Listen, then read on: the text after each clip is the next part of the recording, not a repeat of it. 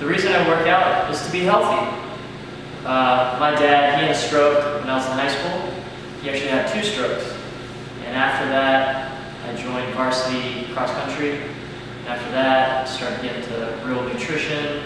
You start learning a little bit more about foods and how to make sure that you're ready for the races. So, first thing that I do is push-ups. Just to make sure that you're getting all of your muscles, warmed up before you're putting any heavier weight on it. So, we start, doing whatever push-ups that you feel like is starting to burn, but right after that, you should just take a break. So, I'm probably gonna do maybe 30, and we'll see how we feel. So let's go.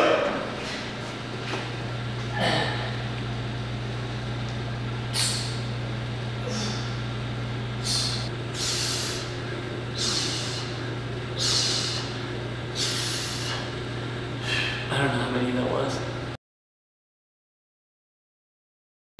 One of the main ways I would say is build a support team. Build a group where they are actively actually watching you eat, work out, just your daily routine. I mean, are you sitting on the couch all day, or are you actually running around during work? It's really important to actually evaluate and really see what you're doing. Good ways to do it is Facebook, Instagram. You can post all your foods, or you can virtually post pics of your results when you're in the gym. These are all small ways to actually really keep you motivated constantly.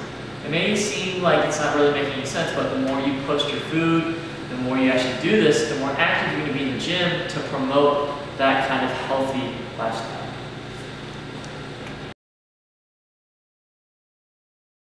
Well, I wouldn't say it's cheat day, but it's certainly a cheat meal. So I like to cheat on, you have to have a hamburger. If you're living in Atlanta or California or New York, you want that burger on a Saturday morning. Other than that, in the mornings you're going to have your 6 eggs, you're going to have your greens like carrots, and you're going to have your fruit. That way you have a very balanced diet. At lunch, you're going to have like a stick of celery. No, I'm just kidding. You're certainly going to have a nice meal. Chicken, fish, steak, all great protein. If you're going to go, in the vegetable aisle, that's weird. If you're going to go for lunch, usually what I eat is steak, chicken, or fish. Other protein sources are tofu, soy, legumes, and peanuts, or any kind of nuts, legumes, like I said. But it's usually, cheat days they're not really cheat, I guess. Cheat meals.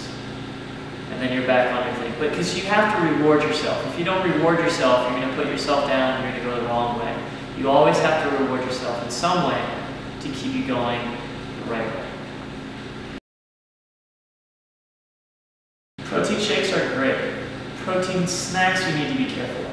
Protein shakes are great because it is a supplement. Like I said, supplement.